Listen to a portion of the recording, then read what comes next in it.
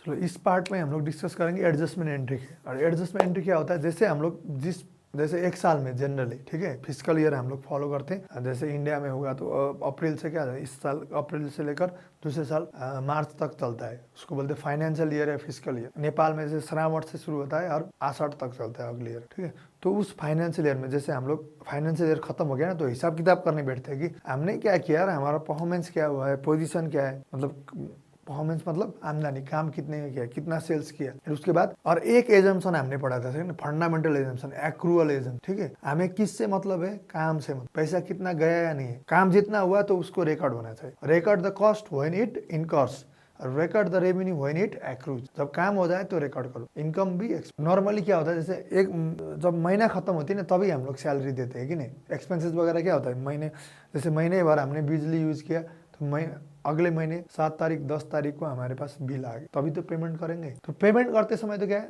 हर महीने की एंट्री तो हो रखा था, जब पेमेंट हुआ तब एंट्री कर दिया अकाउंटेंट ने। लेकिन लास्ट महीने का, जैसे मान लो मार्च का या आषाढ़ महीने का छूट गया, एंट्री होना चाहिए कि नहीं बताओ, एंट्री तो होना चाहिए, है कि नहीं। उसी साल का खर्च है, आषाढ़ या मार्च क्या है, उसी फिजिकल ईयर का है ना, तो उसी में जब जैसे जब बिल आएगा तब पेमेंट करोगे तो फिर अगले साल में चला जाएगा ना, उसी साल का खर्चा तो उसी साल में करना पड़ेगा। मैचिंग कॉन्सेप्ट भी यही बोलता है। तो जैसे छूट गया उसको बोलते हैं हम लोग आउटस्टैंडिंग एक्सपेंसेस। क्या बोलते हैं, आउटस्टैंडिंग एक्सपेंसेस, जो क्या हो चुका है, एक्रू हो चुका है या इनकर हो चुका है लेकिन पेमेंट नहीं हुआ है, ठीक है नहीं। काम हो चुका है लेकिन अभी पैसा दिया नहीं, तब भी तो एंट्री तो होना चाहिए काम। फर्स्ट क्या हो गया, आउटस्टैंडिंग।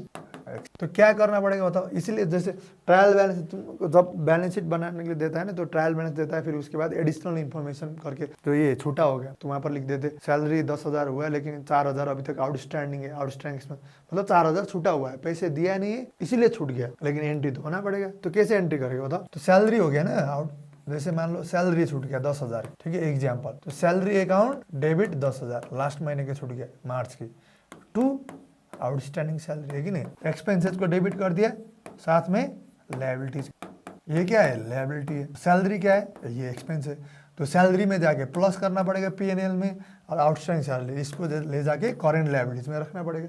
यही करते हैं ना। तुम्हें क्या लगता है, वहाँ प्लस करने से और वहाँ पर नीचे दिखाने से क्या डायरेक्ट हो जाएगा? हर चीज अकाउंटिंग एंट्री के थ्रू ही होता है, अकाउंटिंग बुक्स में एंट्रीज के थ्रू ही होता है। तो एंट्री ऐसे पास करना पड़ेगा। सैलरी छूट गया 10,000, तो सैलरी हो गया ना, सैलरी अकाउंट डेबिट, पैसा दिया है टू कैश तो नहीं, तो लायबिलिटीज हो गए ना, अभी देना पड़ रहा है ना, तो उसको बोलते हैं हम लोग आउटस्टैंडिंग सैलरी 10,000 या आउटस्टैंडिंग एक्सपेंसेस करके भी लिख सकते हैं डायरेक्ट एक ही हेड में। एक्सपेंसेस पेबल भी बोलते हैं, ठीक है। आउटस्टैंडिंग एक्सपेंसेस का समझ गया। तो कैसे बना सकते हैं इसको हम लोग, और एक ही जगह में एंट्री बनाए तो ठीक है। कैसे करेंगे, तो जो भी एक्सपेंसेस है उसका नाम लिखेंगे, ठीक है। एक्सपेंसेस अकाउंट डेबिट कितना अमाउंट का है, टू क्या लिखेंगे, आउटस्टैंडिंग। तो ये एक्सपेंसेस में जाके क्या हो गया, प्लस हो जाएगा। जैसे पहले सैलरी कितना था, 1,10,000 पहले से था, तो 10,000 और जुड़ गया, 1,20,000 हो गया टोटल। 10,000 कितना है, लायबिलिटीज में आके इसको, ये कहाँ जाता है, करेंट लायबिलिटीज में, बैलेंस शीट में, ठीक है। ये लायबिलिटी है, ये एक्सपेंस, समझ में आ गया।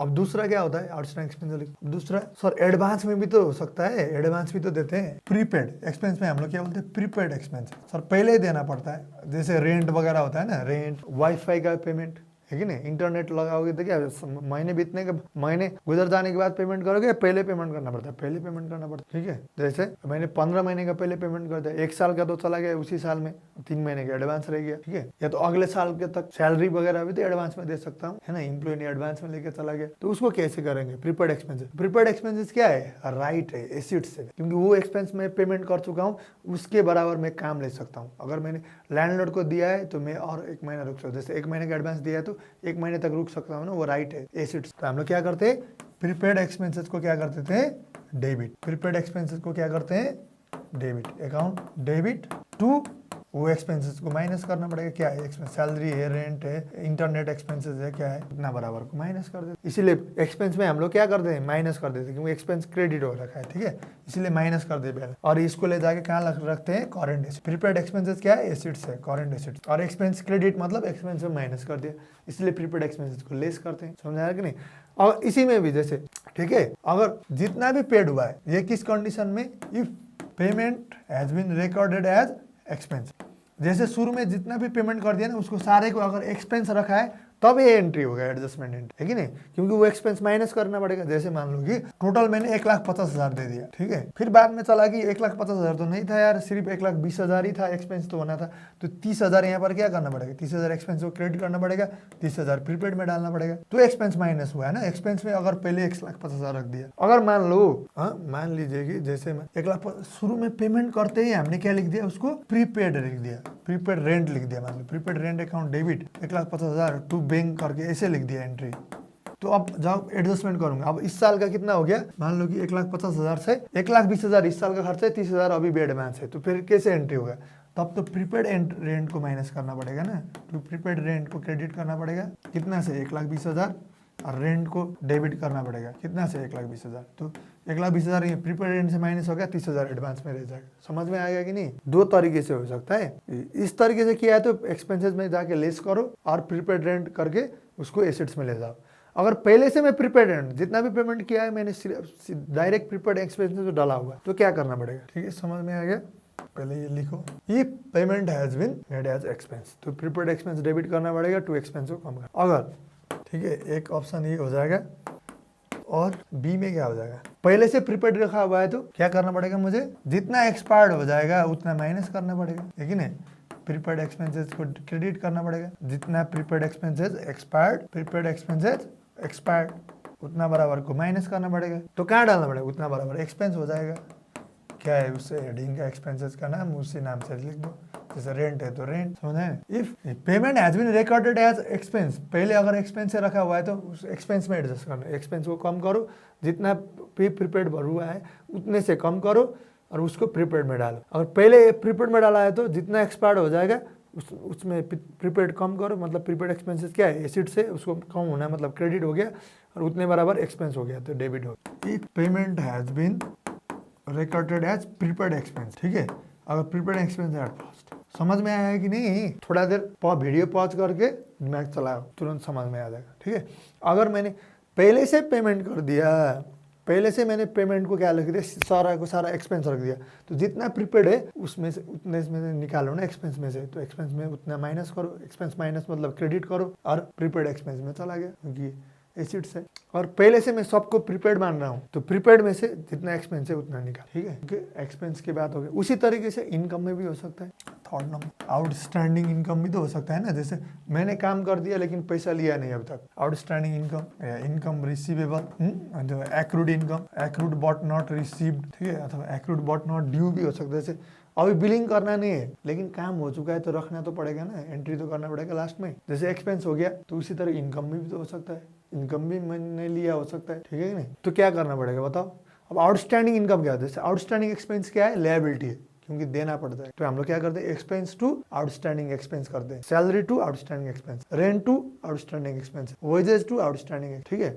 इनकम, जैसे मैंने कमा लिया लेकिन लिया नहीं, जैसे मैंने क्लास ले लिया लेकिन अभी तक मिला नहीं, तो मेरे बुक्स में क्या होता है, वो तो आउटस्टैंडिंग इनकम हो गया ना, तो एक्रूड इनकम भी बोलते हैं, इनकम रिसीवेबल, तो रिसीवेबल क्या है, एसिड्स, आउटस्टैंडिंग इनकम क्या है, एसिड्स, आउटस्टैंडिंग एक्सपेंसेस लायबिलिटी है, तो आउटस्टैंडिंग इनकम क्या है, एसिड्स है, या इसको बोलते हैं इनकम रिसीवेबल भी बोलते हैं, क्या किस चीज, उसी नाम से लिखो, इनकम रिसीवेबल अकाउंट भी बोलते हैं, ठीक है, या तो एक्रूड इनकम भी बोलते हैं इसको, किसको भी है, इसको क्या बोला है, डेबिट, क्योंकि ये एसिड्स है, ये क्या है, करेंट एसिड्स टू इनकम, है कि नहीं। क्या इनकम है उसका, इंटरेस्ट इनकम है, फी है, क्या है, कौन सी इनकम लेने, टू सेल्स, सेल्स बाकी रह गया, इनकम तो हो गया ना कि काम हो चुका है लेकिन मिला नहीं है, तो मिला नहीं है तो वो एसिड्स है। अरे ये इनकम के क्यों हो गया, क्योंकि काम हो चुका है लेकिन पैसा नहीं मिला वाला, ठीक है, आउटस्टैंडिंग इनकम। अब उसी तरीके से एडवांस में हमें भी तो कोई एडवांस दे सकता है ना, एडवांस इनकम, ठीक है, एडवांस इनकम, प्रीपेड एक्सपेंसेस हो सकता है तो एडवांस इनकम नहीं हो सकता है, ये भी तो हो सकता है, लेकिन एडवांस इनकम क्या है, जैसे प्रीपेड एक्सपेंसेस क्या है, मैंने काम किए बिना पैसा दे दिया किसी को तो मैं काम ले सकता हूँ ना, राइट है मेरा एसिड्स। इसी तरह से कोई मुझे पैसा देता है लेकिन अभी तक काम नहीं किया तो मेरे लिए लायबिलिटीज है कि नहीं, लायबिलिटीज, तो एडवांस इनकम को क्या बोलते हैं, लायबिलिटीज। तो क्या करना पड़ेगा, लायबिलिटीज मतलब टू एडवांस इनकम, है कि नहीं। कैसे हो गया सर, क्योंकि पैसा मिला, कैश मिला, बैंक चेक मिला है कि नहीं, ये हो सकता है। अगर अभी फर्स्ट टाइम कर रहे हो तो, जैसे फर्स्ट टाइम प्रीपेड कर रहे हो तो क्या हो जाएगा, entry prepaid expenses account debit to cash हो जाएगा ना। ये मतलब एडवांस इनकम का अगर रखना है तो ऐसे, अगर एडजस्टमेंट के तरीके से करना है तो जैसे पहले हो चुका है सर, कुछ ना कुछ एंट्री हो चुका है, अब मैं एडजस्टमेंट कर रहा हूँ, तो कैसे करना पड़ेगा बताओ। जैसे पहले मान लो कि उसको मैंने इनकम मान लिया सारा का सारा, तो अब मैं क्या करना पड़ेगा, मुझे उस इनकम से निकालना पड़ेगा कि नहीं। तो इनकम को डेबिट करूंगा तो निकला कि नहीं वो इनकम, डेबिट मतलब इनकम माइनस हुआ है, ठीक है कि नहीं। नहीं तो क्रेडिट, क्रेडिट मतलब प्लस हुआ। टू एडवांस इनकम कहाँ पर ले जाना पड़ेगा, इसको लायबिलिटीज में ले जाना। ये क्या है, करंट लायबिलिटी, क्योंकि वो लायबिलिटीज है, इनकम नहीं है। अभी काम करने के बाद इनकम हो जाएगा, काम करने के बाद फिर इसको डेबिट करो, इनकम में ट्रांसफर करो। कब होगा ये एंट्री, अगर if receipt has been recorded as income, सारे जितना भी पैसा मिला ना, अगर उसको सारे का सारा इनकम माना है तो ये एंट्री होगा लास्ट में जाके। जैसे तुमने जैसे 1,50,000 मिल गया था, ठीक है, कस्टमर से, तो मैंने क्या लिया, बैंक अकाउंट टू इनकम रख दिया, ठीक है। अगर बाद में पता चला कि बैंक अकाउंट टू, बाद में पता चला कि 30,000, तो अभी उसके बराबर तो मैंने काम ही नहीं किया, तो क्या करना पड़ेगा, 30,000 को क्या करना पड़ेगा, एडवांस इनकम में डालना पड़ेगा। टू एडवांस इनकम 30,000, और उस इनकम को माइनस करना पड़ेगा, डेबिट करना पड़ेगा। समझ में आ गया। अब इसी में क्या हो सकता है, दूसरे तरीके हो सकता है कि सारे का सारा जो एडवांस मिला था ना, उसको पहले मैंने एडवांस इनकम में डाल दिया, तो फिर क्या एंट्री होगा, फिर एडवांस इनकम को कम करना पड़ेगा ना, और इनकम में डालना, advance income account debit to dot dot income, क्या है नाम, उसी तरह से। समझ में आ रहा है कि नहीं। जैसे मैंने पहले 1,50,000 का टोटल मुझे पैसा मिला था, उसको मैंने इनकम में डाल दिया सारा का सारा, और बाद में मुझे मतलब जैसे अकाउंट क्लोज कर रहा हूँ तब पता चल रहा है कि मुझे 30,000 तो एडवांस है, इस साल का है ही नहीं, तो क्या हो जाएगा, तो मुझे क्या करना पड़ेगा, एडवांस इनकम में 30,000 डालना पड़ेगा, क्रेडिट करना पड़ेगा एडवांस इनकम 30,000 को। और क्या इनकम है, जैसे सब्सक्रिप्शन एनपीओ में पढ़ा था ना, सब्सक्रिप्शन अकाउंट डेबिट है कि नहीं, 30,000 डेबिट करना पड़ेगा। To subscription received in advance credit 30,000। अगर मैंने पहले इस सबको रिसीव्ड इन एडवांस मान लिया 1,50,000 को, तो मुझे क्या करना पड़ेगा, 1,20,000 को क्या करना पड़ेगा, डेबिट करना पड़ेगा, क्योंकि एडवांस इनकम को डेबिट करना पड़ेगा 1,20,000 से। जैसे इसी चीज में बता रहा हूँ मैं, ठीक है। तो यहाँ कितना पड़ा, 30K करना पड़ता है। अगर मैंने पहले 1,50,000 को अगर एडवांस इनकम में डाला हुआ है, तो एडवांस इनकम कितना एक्सपायर्ड हो गया बताओ, 1,20,000। तो 1,20,000 को क्या करना पड़ेगा, एडवांस इनकम रिवर्स करना पड़ेगा, उसको 1,20,000 डालना, या तो ये हो जाएगा, तो ये मतलब पहले क्या किया है उसी तरह से। जैसे ट्रायल बैलेंस में अगर ऊपर क्या लिख दिया, एडवांस इनकम है, और नीचे लिखता है कि एडवांस इनकम एक्सपायर्ड हो गया है, तो जितना एक्सपायर्ड हुआ है उतना उसको इनकम में डालो, उसमें से एडवांस इनकम में से कम करो। और ऊपर लिखता है सिर्फ इनकम, और नीचे इन्फॉर्मेशन में देता है कि इतना एडवांस था, तो इनकम में से एडवांस को निकालो। समझ में आ गया, बस प्लस माइनस का गेम। एडवांस इनकम मतलब लायबिलिटीज, समझ आया ना, advance income liabilities, prepaid expenses assets. उसी तरीके से आउटस्टैंडिंग एक्सपेंसेस क्या है, लायबिलिटीज है, आउटस्टैंडिंग इनकम एसेट्स। इतना समझना चाहिए बस, और किसी तरह के भी दे सकता है, दोनों तरह के। आउटस्टैंडिंग में कोई दिक्कत नहीं, छूट गया है उसको एंट्री करना है, लेकिन एडवांस में क्या हो सकता है, पहले अकाउंटेंट ने क्या किया था उसी तरीके से हम लोग एडजस्ट। समझ में आ गया, एक्सपेंस और इनकम की बात हो गई। उसी तरीके से क्या हो सकता है, जैसे क्लोजिंग स्टॉक, डेप्रिसिएशन का हम लोग पढ़ चुके हैं, ठीक है,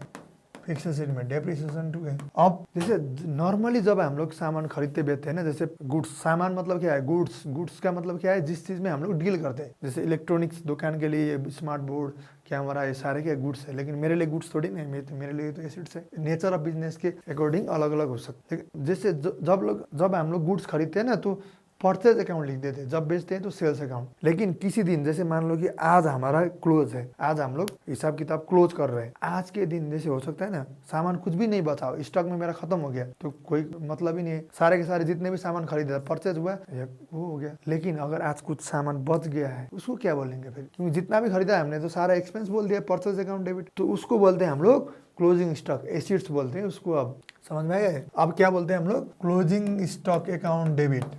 अब कैसे पास, ये तो डेबिट क्योंकि एसेट्स हो गया सर। अब कितना क्लोजिंग स्टॉक बचा है, closing stock account debit. To क्या करना पड़ेगा, जैसे जनरली हम लोग ट्रेडिंग अकाउंट से निकालते हैं, ट्रेडिंग एंड पीएनएल अकाउंट, इसलिए तुमने देखा होगा ना, जैसे बाई क्लोजिंग स्टॉक होता है, ट्रेडिंग एंड पीएनएल भी एक लेजर है, इसलिए बाई क्लोजिंग स्टॉक होता है वहां पर, closing stock account debit to trading and PNL. और जैसे ये बनाने से पहले मुझे करना है, तो क्या कहाँ से करेंगे, परचेज में करेंगे, है कि नहीं, क्योंकि जितना भी खरीदा था सबको एक्सपेंस माना था, तो उतना एक्सपेंस नहीं है, तो एक्सपेंस को कम करना पड़ेगा ना। और ट्रायल बैलेंस बनाने से पहले एक क्लोजिंग स्टॉक की एंट्री करना पड़ेगा, तो परचेज अकाउंट लिखना पड़ेगा।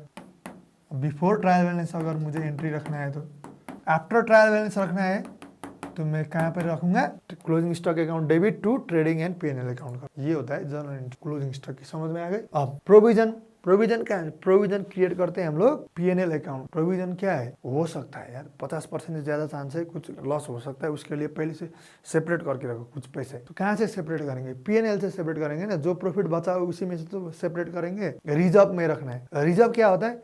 फ्यूचर में, मतलब कोई डिसाइडेड नहीं है। रिजर्व मतलब बस सिर्फ प्रॉफिट का एक हिस्सा अलग तरीके से रखा हुआ है। या जैसे बैंक वगैरह में क्या होता है कि 20% वगैरह जनरल रिजर्व में रखो भाई, उतना मत बांटो, बाकी कुछ कभी भी जरूरत पड़ सकता है या है ना, क्योंकि बैंक का काम क्या है? डिपॉजिट कलेक्ट करना है और फिर उसको ऋण है ना, लोन देना जिसको नीड है। तो अगर लोन किसको देते हैं? बिजनेस पर्सन को देते हैं।